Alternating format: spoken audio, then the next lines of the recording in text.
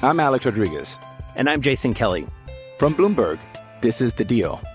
Each week, you'll hear us in conversation with business icons. This show will explore deal-making across sports, media, and entertainment. That is a harsh lesson in business. Sports is not as simple as bringing a bunch of big names together. I didn't want to do another stomp you out speech. It opened up so many more doors. The show is called The Deal. Listen to The Deal. Listen to The Deal on Spotify. This episode is brought to you by Pepsi Wild Cherry. Pepsi Wild Cherry is bursting with delicious cherry flavor and a sweet, crisp taste that gives you more to go wild for. Getting wild may look different these days, but whether it's opting for a solo Friday binge watch or a big night out, everyone can indulge in their wild side with Pepsi Wild Cherry. Also available in Zero Sugar. So grab a Pepsi Wild Cherry and get wild. Step into the world of power, loyalty, and luck. I'm gonna make him an offer he can't refuse. With family, cannolis, and spins mean everything. Now, you wanna get mixed up in the family business. Introducing The Godfather at ChumbaCasino.com. Test your luck in the shadowy world of The Godfather slot. Someday, I will call upon you to do a service for me. Play The Godfather, now at ChumbaCasino.com. Welcome to the family. VGW Group. No purchase necessary. Void where prohibited by law. See terms and conditions. 18+.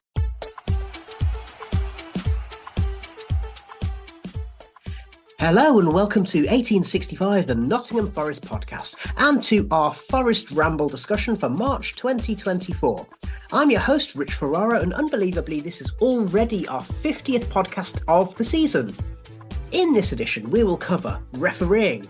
Are the men in black letting down the team in red, or do all Premier League teams suffer equally? As the club and the council hit an impasse, could Forest really leave the city ground? And on a similar topic, we discuss fan safety in terms of stewarding, standing and sitting. As usual, we'll also hear the opinions of you, the listeners. We'll have a new monthly quiz, and Jeremy Davis will be along with his latest sketch. All this and more coming up in this episode of 1865, the Intelligent Nottingham Forest podcast. Now, let's say hello to today's panel, and bearing in mind that we're recording this on the Monday after the Liverpool game, on a scale of 1 to 10, Baz, how angry are you feeling today about the match and about the referee? Probably at the moment about 1 or 2. I've spent most of the day at around a 6 or a 7, risking stroke and a heart attack and cardiac arrest, but it's kind of just hit, well, I'm sure we'll talk about this in a bit, but it's kind of hit me that no one cares outside of Nottingham. So what's the even point? Okay, and just for scale, how did you feel on Saturday evening and most of Sunday? 25. Okay, well, enough said. We will come back to you a little bit later. George Edwards, how do you feel on that 1 to 10 today? Today, it's been a few days. It seems like it was about a year ago, given how much we've seen the story develop, to be fair. Probably about a 4. I mean, I've got to be honest, at the full-time whistle, it was like kicking off. Everyone was kicking off. I was just sort of sat there like empty. I was just like head in my hands. I could not believe it, because it's like we've seen it all before, haven't we? And it didn't surprise me. So yeah, I was just like a bit empty, and then the anger crept in, and I was angry at Forest not clearing that ball away as much as I was at Paul Tierney. So yeah, I think I'm like Baz. I've calmed down quite a lot since the final whistle, but you go on Twitter and then you see someone call Forest out for being ridiculous, and then you're back on that anger scale, aren't you? So I think until the next match comes along and we can put it to bed, I think we're always going to still be feeling it. Yeah, and George, just so you know, as you're young enough to have not experienced relegation as a Forest supporter, but unfortunately I have to break it to you, that feeling of emptiness and being resigned, that's what relegation feels like. Last but not least, Stephen Topless. I'm a 6 or 7 on the scale. I made the mistake earlier of going on to social media and seeing Liverpool fans piling in on Forest tweets about the incident and basically saying, well, what about the one at the other end with the goalkeeper? Or what about Ryan Yates' high boot that's nowhere near Konate's head? I'm sure if Liverpool were on the receiving end of that decision, they'd walk away and accept it quietly, wouldn't they? Well, yes, quite. Let's just start off with that, Stephen. So, yeah, this shows that the camera does lie because there's that still image which appears to suggest that Ryan Yates was going in to kick Konate in the head, and that's why he got the head injury. And Yates should have been sent off, but then actually you look at it from another angle, and Yates's feet was nowhere near it. And if he'd made contact with the ball and it had gone in, it would clearly have been a goal. It wouldn't have been disallowed for a high boot or anything. So it's no more a high boot than Johan Wissa's rather excellent bicycle kick that he scored with. So, yeah, it suggests to me, Stephen, and tell me if you disagree, that there's a lot of Liverpool fans commenting on it who weren't really at the game and probably weren't even watching at the time. Yeah, and they're not really qualified to have an opinion on it, quite frankly, because it's there, clear as day, what happened. And how can you argue with the fact? How can you argue with the rules? The referee implemented the rules incorrectly. It worked heavily in Liverpool's favour. There's a good chance that they wouldn't have gone up the other end and scored had he not given the ball back to them, Paul Tierney. And we wouldn't be having this conversation now. And who knows, Forest might well have gone on and got a goal because they had all the momentum and all the pressure at that point. And the referee's actions, as Jermaine Genius rightly said on Match of the Day, it took all that pressure off Liverpool and allowed them to go up the other end of the pitch. I just can't get my head around how people don't care about this so much outside of Forest, and how Liverpool fans can look at this incident and try and claim that Forest are wrong for protesting it. It just baffles the mind. George, I'm going to come back to you on this one because, as Stephen alluded to, when Liverpool were clearly done wrong by an offside call against Tottenham, they were saying the match should be replayed. Now, that was a case of getting the rules wrong, or rather the interpretation of the rules wrong. So VAR should clearly have seen that there was an offside, and they didn't use the tools at their disposal to implement the laws correctly. This was something different. This was a referee not knowing how to implement the rules of the game. He got the actual rule wrong. It's literally his job. His one job is to know the rules of the game, and it's very clear. And our Jamie posted on social media earlier today that there's a piece of footage which clearly demonstrates that the fourth official was telling the ref, "No, you have to give it back to Forest in the corner." So to me, that's why this one feels particularly galling. It's the referee not knowing the rules of the game. You've got one job, man.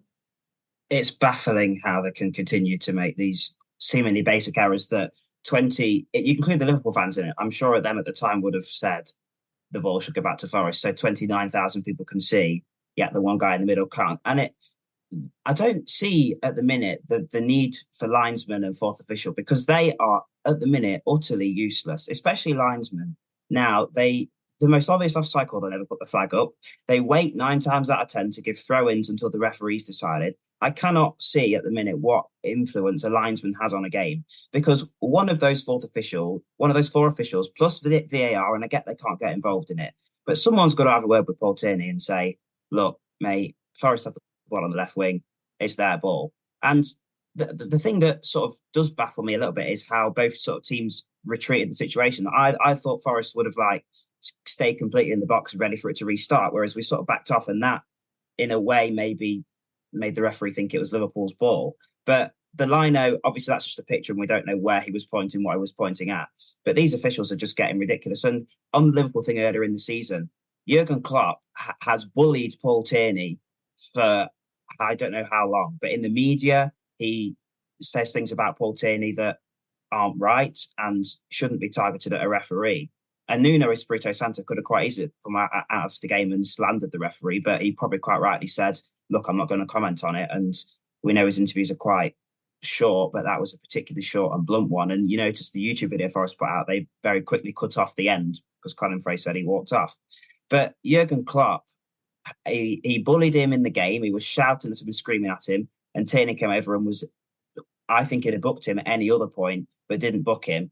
And I think that maybe has played into it, because as a Liverpool fan, you'd love Jurgen Klopp and having him on your side, but he's got that influence, and I think he could have equally influenced the referee's decision making there as well. Baz, we're in a division where we are supposed to have the elite referees from this country, many of whom are on the FIFA list. Paul Tierney is supposed to be one of the most senior officials in the country, and he doesn't know the laws of the game. In our group chat, we were also discussing that there's at least 5 or 6 occasions this season which appear to have cost Forest. So the ones that I listed off the top of my head were the red card and penalty given against us at Man United, the penalty that wasn't given to Ryan Yates against Everton, obviously the Willy Bolly red card, which was up there as being a baffling one, and then not giving the penalties against Newcastle and West Ham, and then of course this last weekend. And I don't think that's even all of the instances. Can you think of any more? You were thinking about making a list, weren't you? Yeah, I've not really had time to do it fully. It's because you didn't have a week to research it.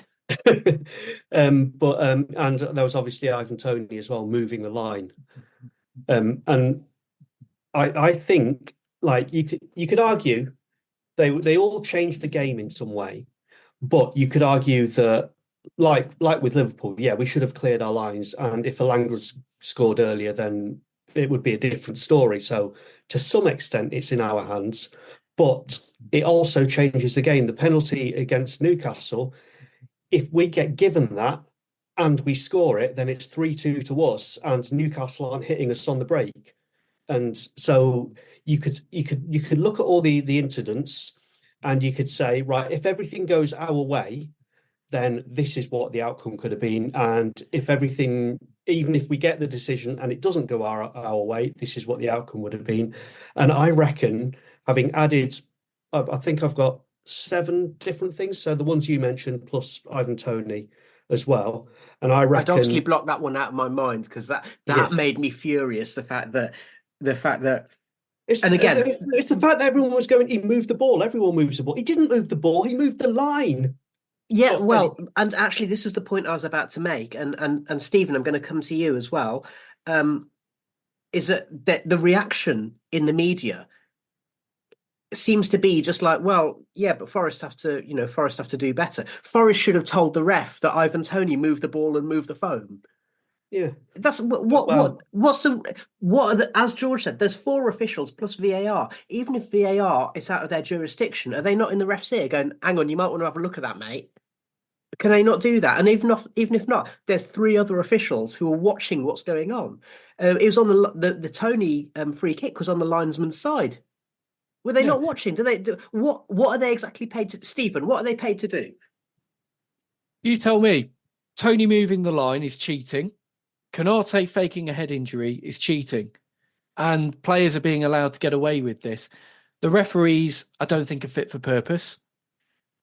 You know, if we got rid of all of the referees and brought in a fresh slate, brought in the best referees from overseas, I'd be all for it, because officials in the Premier League, both in the VAR room and out in the stadiums, are not fit for purpose.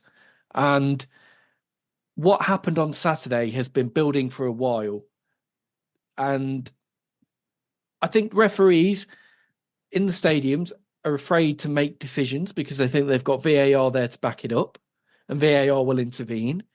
VAR clearly can't intervene and doesn't want to intervene when clear and obvious mistakes are being made.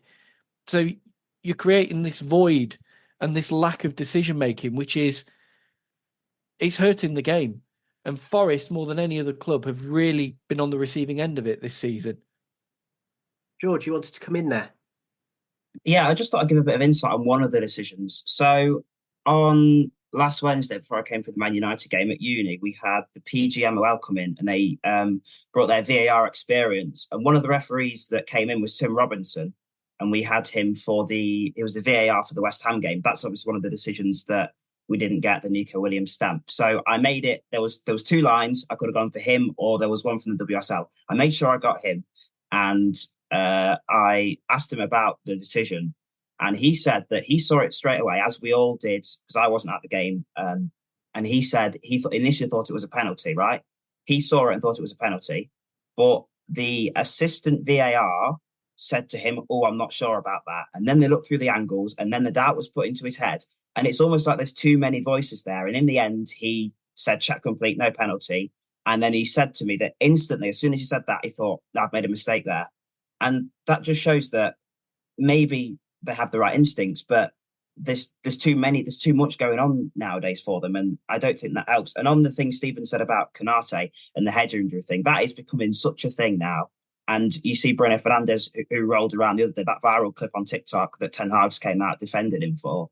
Things have got to be done to stop that. And I don't know what it is, especially with head injuries, because that's an easy thing to enforce. You have to stop the game for a head injury, but they maybe could be forced to go off the pitch for 30 seconds like you are for any normal circumstances, because that would stop it. You know, if you go down with a head injury and the game stopped, regardless of whether the medical teams come on, you go off the pitch for 30 seconds and get assessed. And that would cut it out, wouldn't it? Because the second the whistle blew up, Konate got up, and it wasn't surprising, but it shouldn't be a thing in modern football. Baz, on Stephen's point that he made, and actually this does come to George's point as well. It's all very well saying, "Oh, we could have they do officiating much better in other countries," but everything that the Premier League and Pogmol touch turns to, well, it's got the reverse Midas touch. Let's put it that way. Yeah, I don't really have the words. It's like the only thing that the rest of the world seems to be saying is just deal with it because everyone's got the same thing. And if I'd had the time, I would have gone through lots of matches and tried to figure it out. I think Brighton have had 3 apologies this season, and we've had 3 apologies. Wolves. Wolves, yeah. So maybe that there is some equality in it, but it doesn't feel like that at the moment. Not at all. But Brighton, Wolves, and Forest, none of them are top 6 teams. Yeah, and at the same time, you look at Bruno Fernandes in the cup match just after the Fulham match, and it's very, very clear what he's doing. And yet he never gets a yellow card. He never gets a yellow card for whinging at the ref. Nothing ever happens, depending upon, and every team is a victim of bad decisions because humans make decisions. But it's notable, isn't it? Wolves, Brighton, and Forest, 3 teams who would be regarded as being outside of the elite, who would be regarded historically as being not Premier League clubs. I mean, I'm trying not to get conspiratorial, but the longer you talk about it, the harder it becomes. Well, I made the point when I was doing the match report with Stephen the other day. I went through that list today, and I said, like, in the best case scenario, we would have got this many points out of that game, but if the decision had gone our way, we would have got this many points. If the decision had gone our way and we'd still screwed it up, then we'd have got this many points. I reckon it's between 3. In the worst case scenario, the referee gives us a decision the way that it was supposed to go, that we feel it should have gone, and we still screwed it up, we'd be 3 points better off now. But if the best case scenario, and the referee gives us the decision, then I'd say we'd be 11 points better off. And if you're, I don't know, even if you're Brighton, being 11 points worse off is going to affect you quite a bit. But when you're in our situation, being 11 points worse off it's going to put us down. And that's kind of why I was saying earlier, it's like I'm where George was originally, which is I'm just numb to it now. I was saying we could win every single game for the rest of the season by 4 clear goals, and we're still going down because something will happen, because it's pointless, literally pointless. George, I'm going to come back to you about the media thing, because you are studying sports journalism. That's how you get the audience with Pogmol and this kind of thing. As somebody who's a student of journalism, does the media reaction, the clickbait, talk sport, Daily Mail type stuff, does that get on your tits? It gets on everyone's tits, doesn't it? But it's what you have to do to sell stories, to broadcast your radio, to get more views, to get more paper sales, because an essay I did last year, a controversy sells. If you're going to put good news stories out, it doesn't sell. And at the top of every talk sport bulletin, at the forefront of most newspapers. It's a bad news story because people love reading bad news stories. That's why the actual news is full of bad news stories. And yes, sport is maybe a bit more lighthearted than the serious world that we're in.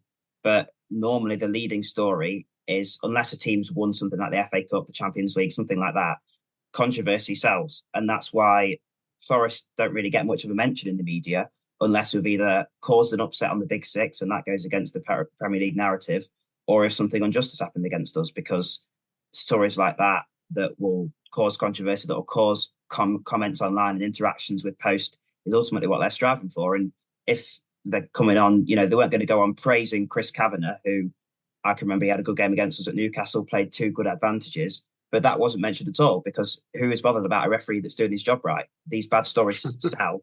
And unfortunately, the stories of referees doing good things are very sparse. And Stephen, I started this little segment with you asking about media reactions. It's worth noting there's a lot of Forest fans who work in the media. So we had Jermaine Genus on Match of the Day on Saturday, and he got ridiculed for saying it changed the dynamic, which is exactly the point which we've been making. We've got Danny Taylor and a whole host of Forest fans like Nick Miller, and we've got Paul Taylor, who's not a Forest fan but is the Forest correspondent at The Athletic. We've got Danny Story at The Eye. There's a lot of Forest fans in the media, and yet still the media coverage of Forest seems to be focused upon, hey, let's all laugh at them. And yet Burnley have spent, £130 million, and no one's putting the same opprobrium to them as Forest have had for the last year and a half. What's going on? I think we've come up and we've dared to compete and do things a bit differently. We haven't just accepted our place as cannon fodder at the bottom of the league, come up, be grateful for the parachute payments, go back down again, and keep bouncing between the 2 divisions. And does that include the reaction to Marinakis coming pitch side because he was so disgusted at what he saw from the referee? Yeah, it does. And we are not one of the top 6 clubs. A few weeks ago, Richard Masters was talking about clubs like us almost being insignificant in the Premier League. Oh, yeah, we're small clubs, yeah. We're small clubs, and that's what we mean to them. That's what we mean to the rule makers and to the bigwigs of the Premier League. And it stinks. So actually, it's not conspiracy, is it? You've just proven the point, haven't you? Because when Richard Masters is talking about teams who aren't in the top 6, the Big Six, as being small clubs, well, that proves our point. We could go on and we could rant about this forever. We have got a few other things that we want to talk about. So I'm going to move on for the sake of our blood pressure, if nothing else. Having tried to be serene, I noticed that Baz was getting steadily more excited throughout that discussion. So let's move on to another pressing issue. So Forest chairman Tom Cartledge gave an interview last week announcing that the club and Nottingham City Council had ceased discussions about the future of the City Ground. The council are, of course, in massive financial trouble. They want to raise the rent from £250,000 to £1 million per annum. George, how important is it for you as a young fan that we stay at the City Ground? And also, what do you make of the impasse between the club and the council? It's massive Forest staying at the City Ground, because that's all I've known football to be. And even the Trent End being the 2-story thing that it is, the weird curve in the Bridgeford stand, all of that has been what I've known Forest as and known football as. And it will be heartbreaking if Forest weren't to play there, finding the same spot in Lady Bay every time. And when it's missing, we have to drive another 5 minutes down the road and an extra walk. All things like that add to the match day experience and that make you want to come back. The walk to McDonald's, it all adds to the same thing. And if Forest were to move away from the City Ground because of this ridiculous City Council vendetta that they've got, and I can understand them trying to get more money, and the Premier League is a much bigger pool than wherever we were when we originally negotiated the lease. So you can see why they're asking for a little bit more money. But to drive Forest out is ridiculous. On Tom Cartledge, I am quite happy to see him at the top of the club, because he just seems a bit more involved than maybe Nicholas Randall was. And that's not a criticism of him, but even I saw a post on Instagram, and Matt Turner's wife had posted a picture, and that was with Tom Cartledge, and they were at an event. And it just seemed like he wants the best for the club. And obviously we don't know what happens behind the scenes, but as a fan, I would want someone like him leading the club forward to do what's best for the club. And I trust that he will, and he won't take any, can I say Can I swear? Nonsense. Yeah, there you go. It won't take any nonsense from the council. And I mean, I think it's a ploy from the club trying to say that we'll move away in a hope that things, smooth themselves out. But yeah, if Forest were to play away from the City Ground, I mean, I think we all know that the main stand needs developing, that things need to develop. And if worst case for me would be the City Ground being destroyed and rebuilt on the same site. But moving away from the City Ground would be heartbreaking, to be honest. Stephen, do you think that this is just a bit of brinksmanship on both sides? And I'm just going to put it out there. Is it reasonable for the council to ask a Premier League club to pay £1 million a year in rent?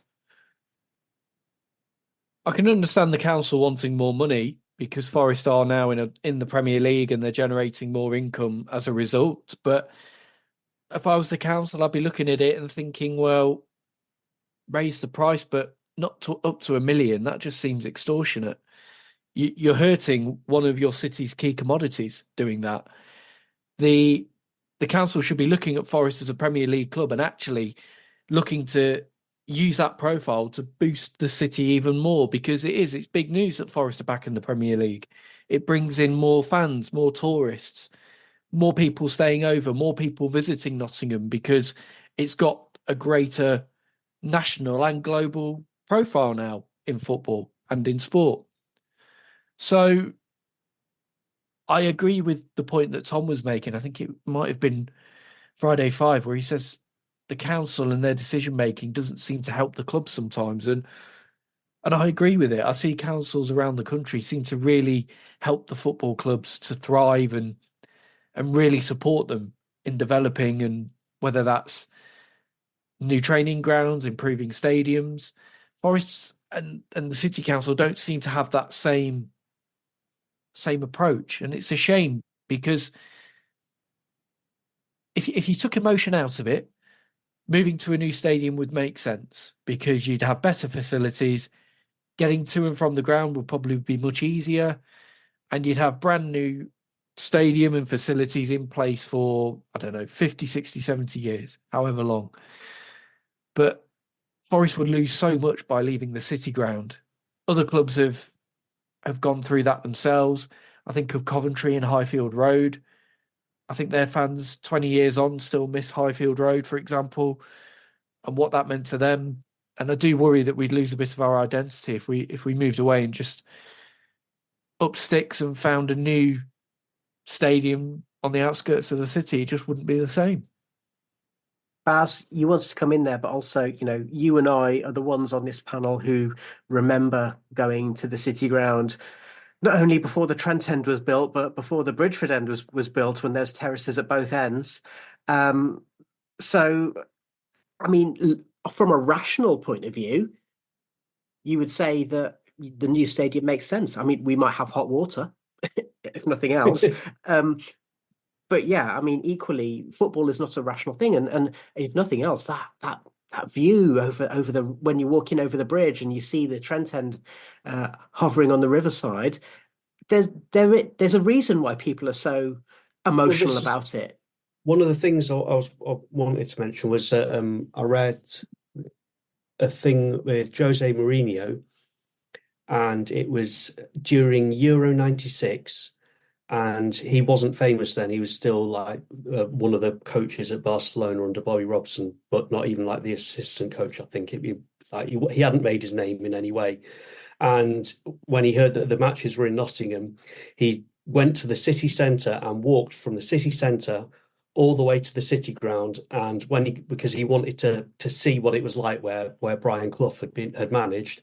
And he said he just stopped when he got to the centre of Trent Bridge, as everyone does, to look out over it, and it's just amazing. But I mean, I can't believe I'm saying this either. But in the council's defence, it's 3 councils that are involved in all the decisions so far, but now it's the city council that seems to be the sticking point. But the reason for that is because of as I understand it, because they've declared bankruptcy, they're not in control anymore, and it's central government administrators, the commissioners running it. So their decisions will have absolutely nothing to do with the long-term future of the city, and it will just be about money. And that's probably going to make things a lot worse. And going back to the point that Stephen was making about, I suppose, whether the club, should the council be doing something more to keep the club on side? Our very own Ellie had written on the BBC website, the council is leaving Forest with no options. As a fan, the last thing I want to see is us move away from the city ground. What we've got is so special, such a brilliant atmosphere, and I really don't want to become one of those soulless tin pot clubs. What the club brings to the city is huge, and especially now they're in the Premier League. They should be wanting to help Forest maintain their Premier League status so that businesses can grow even more. And that goes for so much. It goes not only for the catering outlets in and around the ground, but visiting fans will quite often come in through the station. They'll wander into town because it's so close. Nottingham is such a compact place that having a Premier League club there in the heart, or within walking distance of the city centre is surely something that should be treasured, I would have thought. We will talk a little bit more about the ground in part 2. We'll also hear from you, the listeners, and we'll have our Forest quiz.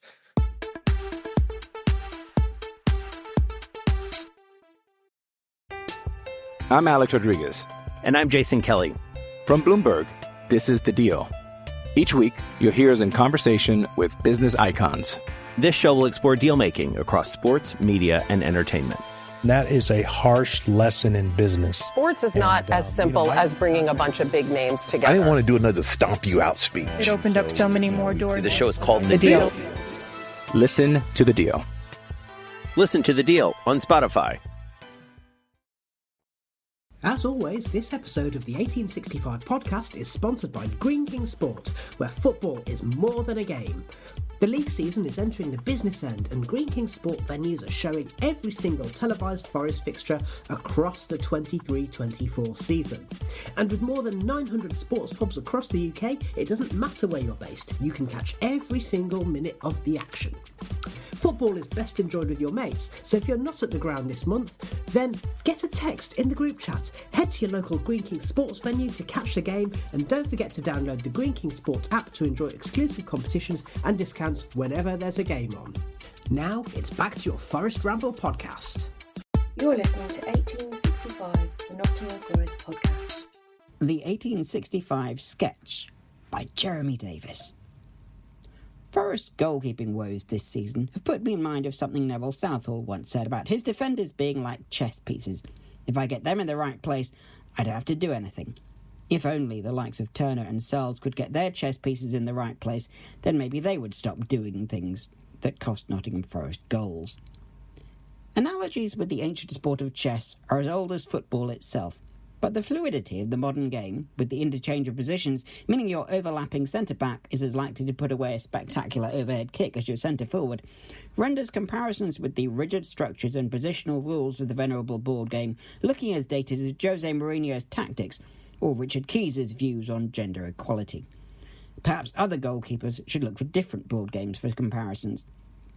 Affairs at Manchester United have in recent times resembled Trivial Pursuit, with the club's top brass seeming much more interested in subjects such as geography and entertainment than sport, and a range of rapacious moneymen competing for a slice of the pie. Across town at the Etihad, Manchester City continue their relentless pursuit of monopoly, although Newcastle's owners are in hot pursuit with the money from taking over all those utilities. At times last season, with all the new faces after promotion, it was sometimes as if Forest were playing a giant game of Guess Who, which might explain the extravagant facial hair adorning the likes of Morgan Gibbs-White. This season the squad is a little more familiar, and with everyone now back from AFCON, one can at least make an educated guess as to who will be in the team each week, meaning they were able to school the boys from the Academy of Football at home to West Ham, even if they flunked the test away at Villa, where, like a teacher who has switched off a bit too much over half-term, they forgot to do any marking. Now, we try not to talk about referees here at 1865, mindful of the mantras of Brian Clough, but they have been making it hard to stick to those principles this season. It's difficult to say what game the officials have been playing at the City Ground in recent weeks, although with all the letters we'll be getting from the PGMOL, we might be able to take them on at Scrabble. Acronyms and initialisms like Pugmal are thankfully still not permitted in Scrabble, although they have officially changed the rules in the 2010s to allow the use of names. As anyone who played Scrabble in the unforgiving, uncompromising environment of the 80s and 90s will tell you, the game's gone soft. With yet more controversy surrounding the officiating over Liverpool's late winner last weekend, it's beginning to feel as if Forest and other less established top-flight powers are just pawns in some refereeing game in which the rules are open to interpretation. And we might well see another missive arriving in the post. But having a wide selection of letters might actually be just as well. The way things are going, Forest may end up needing a triple word score to accumulate enough points to avoid checkmate.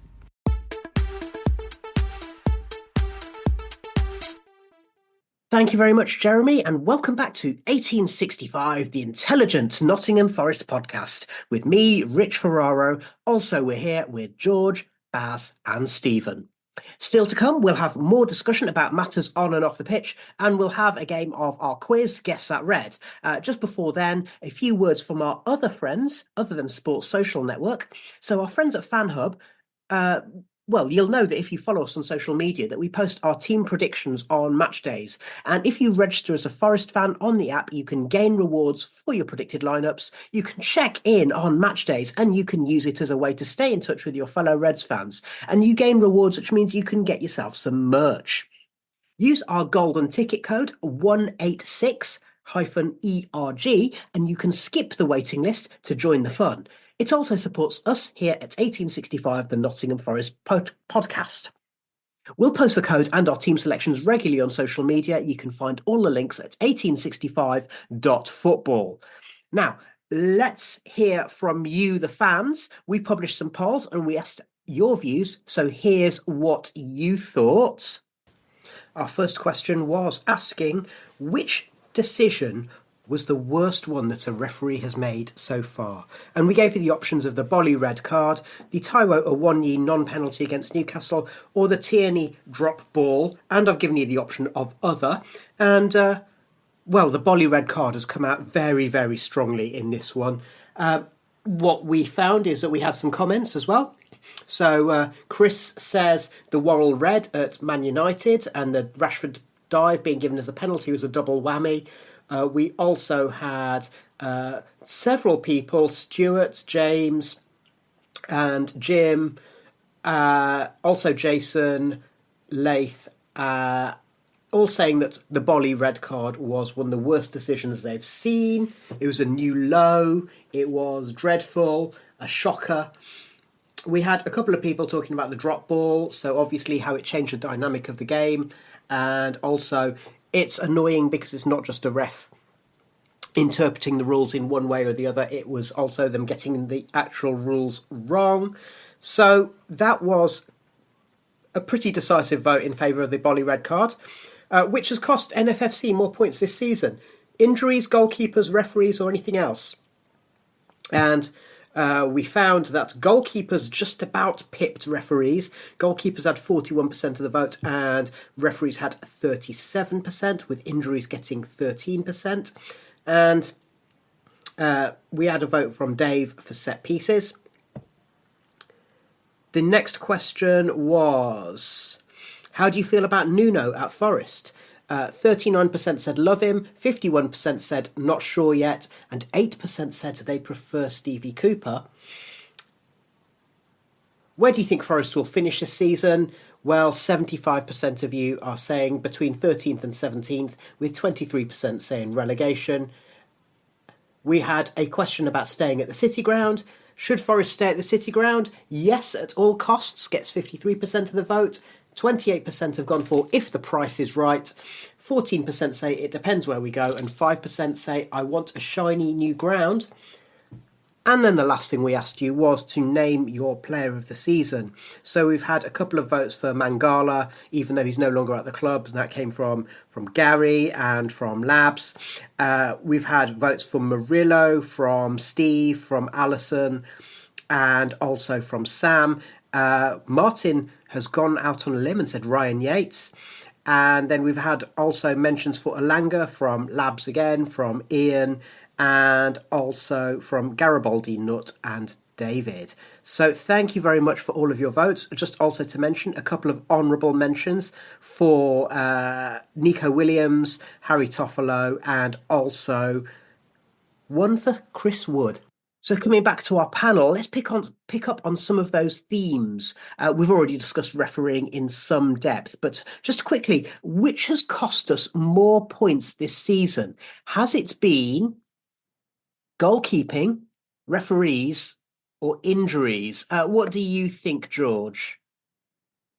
Is there an option for all three? Injuries has been a big thing, hasn't it? Because I think if we had two fit strikers for the whole season, it'd have been a different story. And if Chris Wood was in the positions that Elanga was in on Saturday, then we wouldn't have been in a position that Liverpool would have been down to a referee because the injuries would have surpassed that. And you can include AFCON, I suppose, in injuries as well with the players that went away from there. Turner,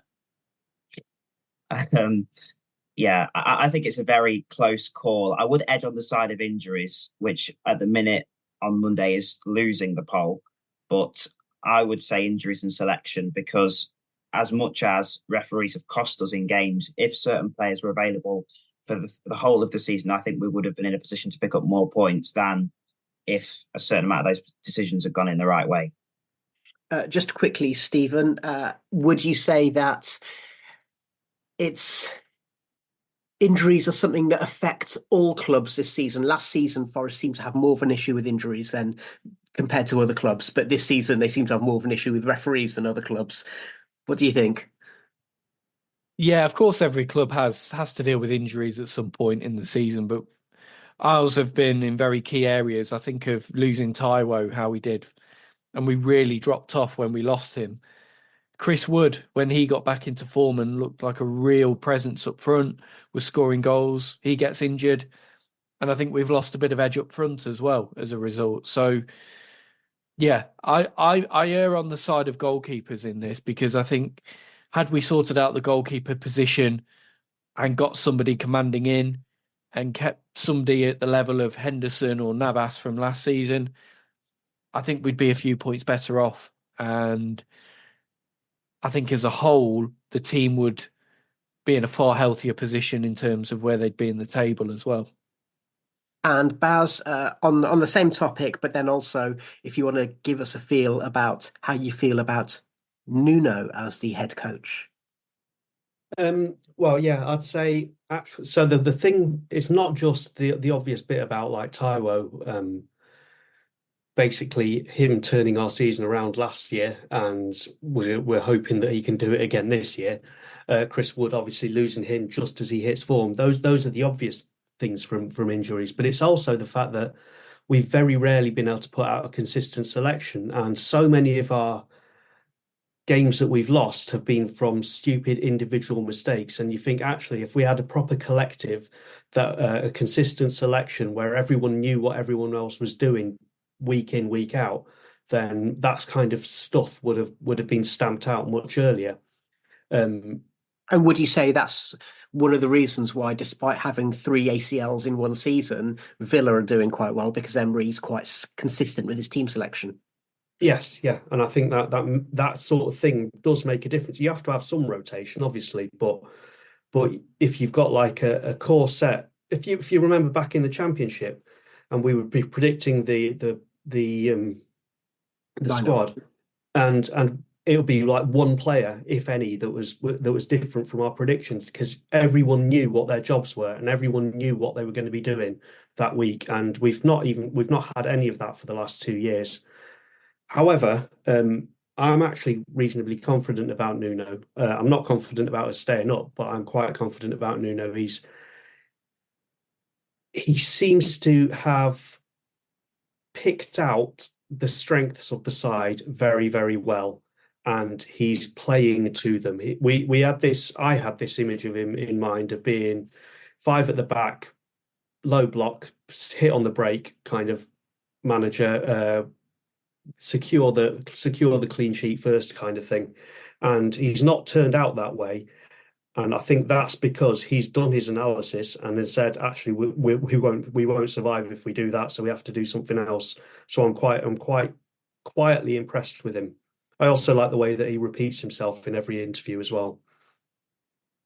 George, what do you think about Nuno? I mean, obviously his interview on post-match interviews on Saturday were the closest we've seen to what Wolves fans told us to expect. But I think that was him preserving his own status, wasn't it? Yeah, big time. I've got to say, I've been really impressed with him, and I think there is a stark improvement from under Cooper. I don't know if you remember about a month. I think it was the Bristol game or something. There was me and Adam were having a scrap in the group chat about him, and Adam was sort of not convinced by him. But I think I've always been convinced by him. Not the appointment. I think a lot of us were quite underwhelmed because he was brought in as a very similar manager to Steve Cooper. But I think that was a contributing factor to why they appointed him. If you appoint someone like Graham Potter mid-season, it could take 2 to 3 months for something like that to happen, and then you lose.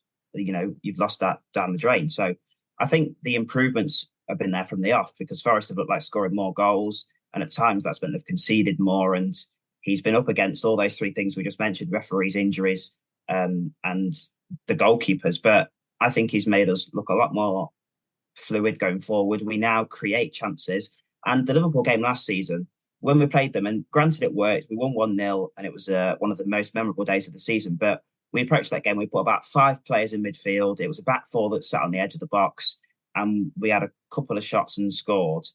And yes, we lost at the weekend, but that was more of a winning performance because we were winning to play our own game more. We approached it like we were a fellow Premier League team, and they were our equals. We played a high line with pace. We were confident in our abilities. The midfield was balanced. We didn't, drop Gibbs White to play a flat three. It was Yates and Dominguez and a more attacking lineup with 2 wingers and a striker who ultimately isn't a striker. But, I think, and something else I like about him is that he sees things in players and will stick with them. A lot of fans, it took a while to be convinced with Nuno Tavares, but I think a lot of fans now, if he was fit, would play him over someone like Aritofolo. And Nuno has stuck with that. And that's what I like about him, that he's confident in himself. And if he sees something in a player, he'll go with it. So I think there's been a real improvement under Steve Cooper. And I love Steve Cooper, and I never wanted him to be sacked. But since then, I think Forest, attacking-wise, look far better. And over the last few games against United and Liverpool, we've lost them both. But the defensive side now is starting to come. And Stephen, just very, very briefly, can Nuno save us from relegation? I think he can. I've seen really good signs from the team, as George has alluded to there. And yes, I think he will do enough to keep us out of trouble. Well, you are the resident optimist on 1865. I will hark back to what Baz said in part 1, which is we could win every game 4-0 and something's going to go wrong. So there's 2 sides of the coin. Don't say we don't have balance on this podcast. Okay, let's go back to the matter at hand, which is, I did say we'd come back to issues about the ground. And fan safety more generally. George, I'm going to start with you on this one as the person in this particular podcast episode who goes to the most away matches. You go to pretty much every match home and away. And for the second season running, there was some controversy about stewarding at Brentford. Just for your information, listener, we have compiled some responses from fans who feel like the Brentford experience was damaging, was difficult, was unsafe, and we will report back when we can. So at the moment, not much that we can say, but we will report back if there's anything that comes back from that. In the meantime, Forza Garibaldi have recently tweeted about possible safe standing options, and it was in the same week that Forest also put out a notice to home fans telling them not to stand. So George, as somebody who's been uphill and down dale, been to many, many different grounds, what are your thoughts in terms of fan safety and your thoughts on safe standing? I think safe standing is a thing that we're seeing more and more in football, and rightly so. And you can see why standing was abandoned, obviously, after what happened in 1989. Understandably, it was abandoned, but it seems like football has found a way to introduce it. And undoubtedly, safe standing is a lot safer in away ends and in places like the A Block and the Lower Bridgeford for where the home fans sit. It's far safer than just having seating. I know for a fact that when we go to Premier League grounds, and they're standing because I go with my grandparents, they feel a lot safer when they've got a barrier in front of them. There's no one going to be coming from behind or from the sides as much. And you just feel a bit more secure, and it's not limiting. You can still move around and celebrate and chat and turn around and talk. but you feel a lot more secure. I think safety in grounds it's very hit and miss depending on where you go. There's been countless times where you think nothing could go wrong and you feel fine, and then you have the Brentford experience where it was just like they were out to catch everyone out and they were out to start something. I've never been to a place, and I don't know whether it's increased since then, but I've never been to a place where they check your wallets. And they perhaps didn't do it to me because I'm there with my grandparents, but there was a group of lads in front of us that all three of them were getting searched through their wallets. And who's ever heard of that in football?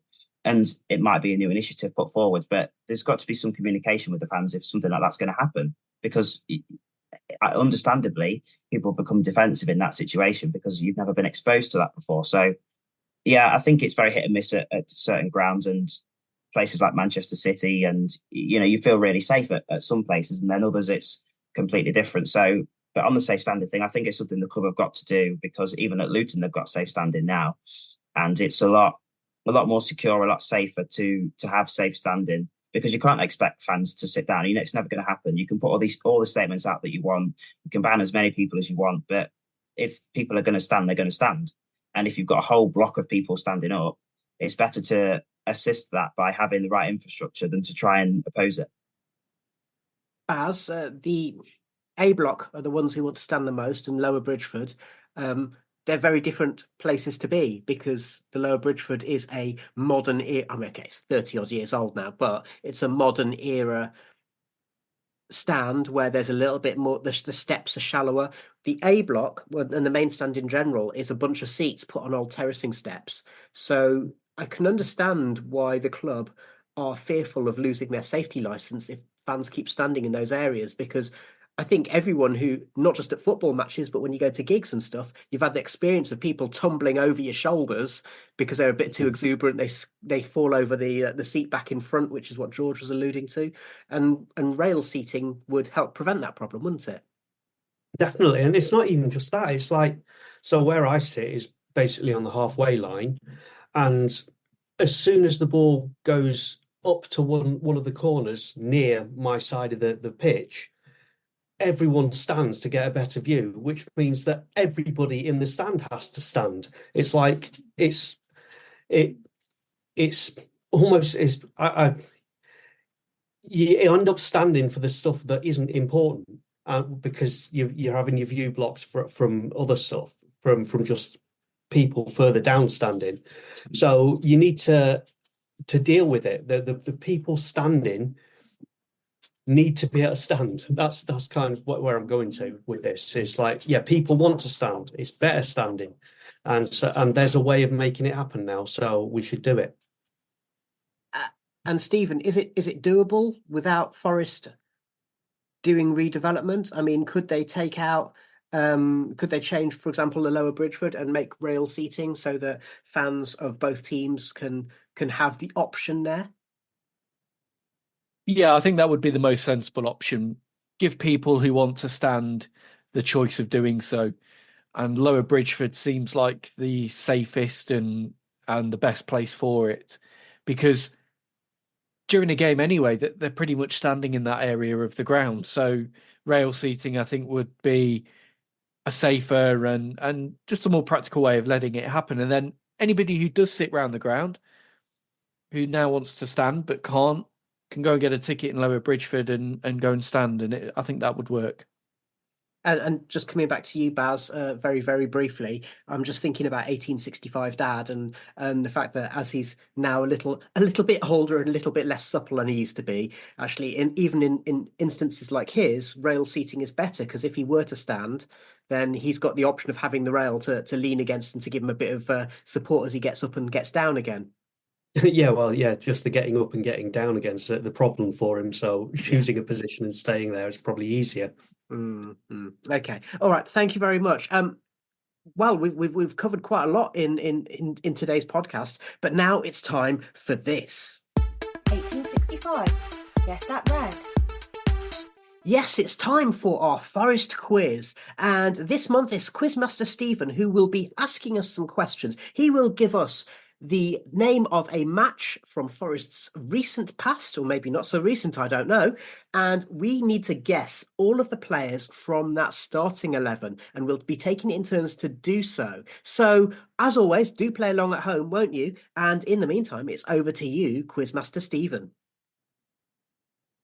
So, in light of Forest's trip to Brighton this weekend, I have picked out Forest's one and only win to date at the Amex Stadium, a 3-2 victory over Brighton in the Championship on the 7th of February 2015. And another little nugget for you, this was Dougie Freedman's first game as Nottingham Forest manager. So, whoever wants to go first can give me a name. Rish. Michael Antonio. Correct. Henry Lansbury. Correct. Yay! As I really can't remember any of the team from Dougie Freedman's days. Adlan Gediora. Incorrect. Oh, you are a bloody disgrace! Baz, you are out. Rich? Little Benny Osborne. Little Benny Osborne is correct. Oh, that was mine. Right, this is a bit of a risk. Robert Tesher. Robert Tesher was on the bench. Oh, come on. You want bloody shooting! Come on, Rich, keep going. Ah, right. I am then going to go for Britasson Balonga. Britasson Balonga started up front. That is correct. Going to go for Matt Mills. Matt Mills is incorrect. He hadn't joined yet, had he? He hadn't joined. So Michael Mancien would have worked, but Matt Mills probably wouldn't. Yeah. I've got a few. Right. Chris Burke or Oliver Burke? Chris Burke. Yeah, that's correct. And then I was thinking who would play left back. Danny Panios? It's a Danny, but it's not Danny Panios. Danny Fox. Danny Fox. Who else? Who scored the goal, Stephen? Nice try. So we've got Lansbury. Got Henry Lansbury, Ben Osborne, Mikhail Antonio, Britasson Balonga, and Danny Fox so far. Lehigh. And Chris Burke we've got as well. Eric Lehigh? Eric Lehigh played at right back. Correct. Hobbs. Jack Hobbs. Good call. Is correct. This midfielder might be a bit of a clue for you. Was not a Forest player, technically. He was on loan. Gary Gardner. Gary Gardner, correct. Yeah. Any takers for that final player, the centre-back? Right, so... Left or right-footed? Oh, I think left. But don't quote me on that. Who was the other one? Matt Mills?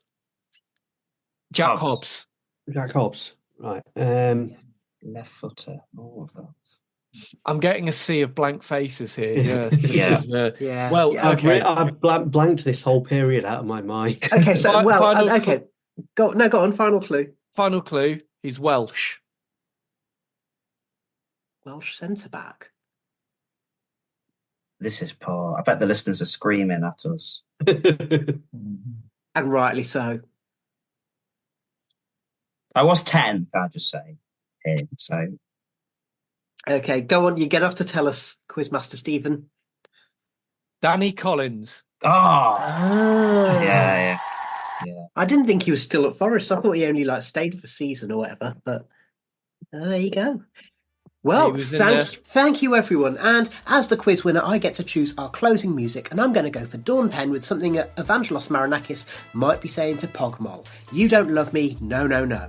Before we leave you, we want to say thank you to today's panel, to Baz, to Stephen, and to George, and also to Jeremy for the sketch, and also to producers Romeo and Winston and studio assistant Neville.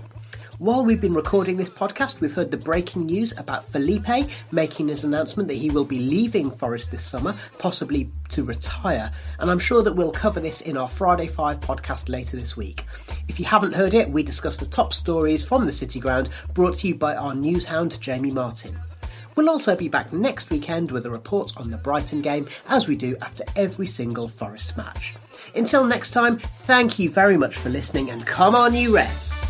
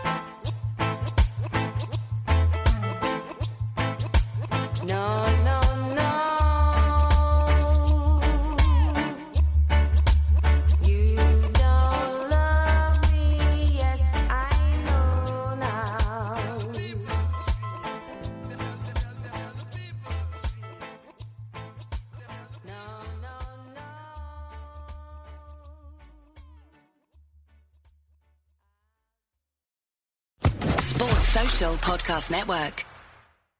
Lucky Land Casino, asking people, what's the weirdest place you've gotten lucky? Lucky? In line at the deli, I guess? Aha, in my dentist's office.